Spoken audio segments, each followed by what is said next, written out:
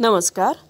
બચ્ચે તુમ તકદીર હો કલ કે હિન્દુસ્તાન કે, આવું આપણે સાંભળ્યું છે અને જાત જાતની એજ્યુકેશન પોલિસીઝમાં પણ આપણે ભણ્યા છે કે ભારતનું ભાવિ તેના વર્ગખંડોમાં જ ઘડાય છે.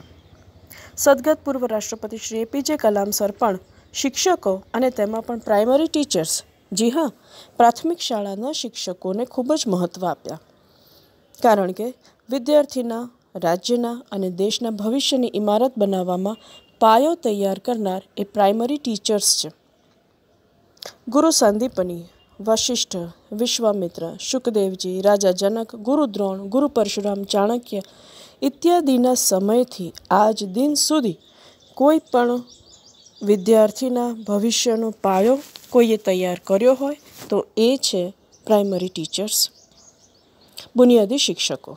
આ બુનિયાદી પ્રાઇમરી શિક્ષકો ધોરણ 12 પાસ કર્યા પછી શિક્ષક બનવાની તાલીમ 2 વર્ષ દરમિયાન પ્રાઇમરી ટીચર્સ ટ્રેનિંગ કોર્સ અથવા તો diploma in elementary education course કહીએ તો એ તાલીમ લઈને શિક્ષક બને છે.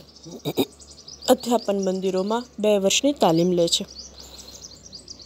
આ 2 વર્ષનો કોર્સ પૂર્ણ કર્યા બાદ જ કોઈ પણ પ્રાથમિક શાળામાં એમને શિક્ષક તરીકે નિયુક્તિ લેવી હોય તો આ કોર્સનું સર્ટિફિકેટ અનિવાર્ય છે.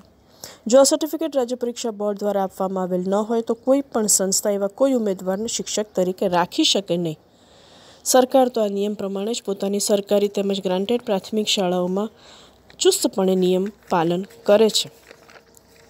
તમે તમારા બાળકને જે ગુજરાતી કે ઇંગ્લિશ મીડિયમમાં ભણવા માટે તેના અથવા તો આપના સપના સાકાર કરવા માટે અથવા તો એ બાળકોનું ભવિષ્ય ઉજ્જવળ કરવા માટે જે શાળામાં મૂક્યા છે ત્યાં પાયો શીખવનાર કે મજબૂત કરનાર પ્રાઇમરી ટીચર્સ કેટલું ભણેલા છે? શું એ જાણવાની કોશિશ કરી છે?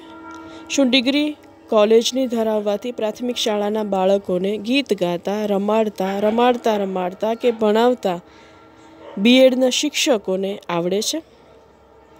PTC કે DLED કરેલ વિદ્યાર્થી કે વિદ્યાર્થીની જ પ્રાઇમરી ટીચર બને ત્યારે નાના બાળકો સાથે એમની વયના બનીને શિક્ષણ અને કેળવણી આપવાનું કામ એ જ કરી શકે છે.